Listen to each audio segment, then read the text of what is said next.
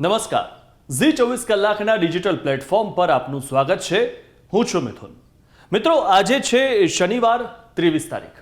આજે આપણે જોઈએ કે વરસાદ કઈ કઈ જગ્યાએ છે ગુજરાતમાં, ને તે આપણે વિંડીના માધ્યમથી આપણે જોઈશું. તો વહેલી સવારથી લઈને સવારે 7 વાગે કેવો માહોલ રહેશે ગુજરાતમાં, ત્યારે આપ આ વિંડીના માધ્યમથી જોઈ શકો છો.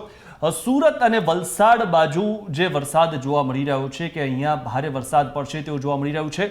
સાથે જ અમદાવાદની આસપાસનો જે આખો વિસ્તાર છે ત્યાં પણ વરસાદ જોવા મળી રહ્યો છે. તો સાથે જે રીતે કચ્છ બાજુ એટલે કે નલિયા ગાંધીધામ બાજુ પણ વરસાદ છે, પરંતુ એટલો ભારે વરસાદ નથી. થોડા ઘણા ઝાપટા પડી શકે, પરંતુ જે રીતે દ્વારકા, જુનાગઢ, જામનગર આ તમામ જગ્યાએ વરસાદ જોવા મળી રહ્યો છે. પરંતુ છેલ્લા 2-3 દિવસથી જે રીતે દ્વારકામાં વરસાદ પડ્યો હતો તેટલો વરસાદ નથી, ઓછા પ્રમાણમાં છે. હવે આપણે જોઈએ કે આગળ જતા બપોર થવા સુધીમાં કેટલો વરસાદ વધે છે અથવા તો કેટલો આ જે ચિત્ર છે તે બદલાય છે.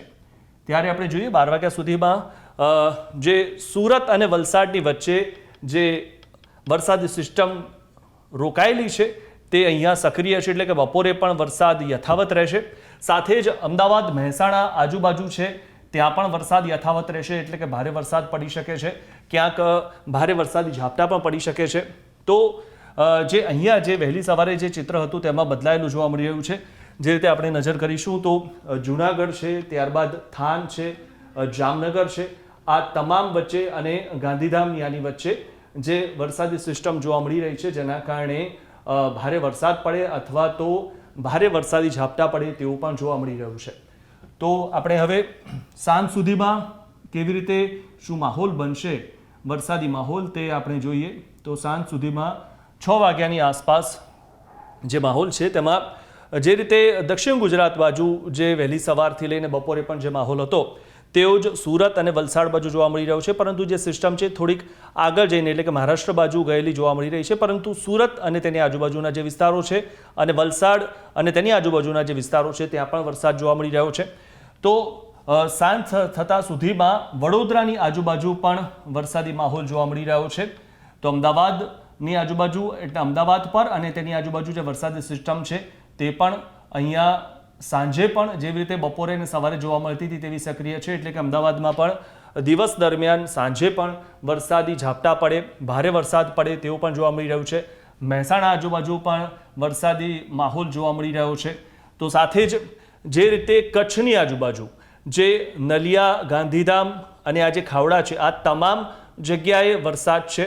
સાથે જ આજે જો આપણે જોઈએ કે ગાંધીધામ અને જામનગરની વચ્ચેનો જે આ પટ્ટો છે અહીંયા પણ વરસાદ જોવા મળી રહ્યો છે. પરંતુ જે રીતે દ્વારકામાં છેલ્લા 2-3 દિવસથી જે વરસાદ પડ્યો તેમાં ઘટાડો થશે તેવું જોવા મળી રહ્યું છે. હવે રાત થતાં સુધીમાં કેટલો માહોલ બદલાય છે તે આપણે જોઈએ. તો 12 વાગ્યા સુધીમાં જે અહીંયા જે સિસ્ટમ હતી દક્ષિણ ગુજરાત બાજુ સુરત અને વલસાડની વચ્ચેની જે સક્રિય થયેલી તે યથાવત છે, એટલે સવારથી લઈને રાત સુધી આ સિસ્ટમ યથાવત છે. તો પુષ્કળ વરસાદ પડશે તેવું જોવા મળી રહ્યું છે.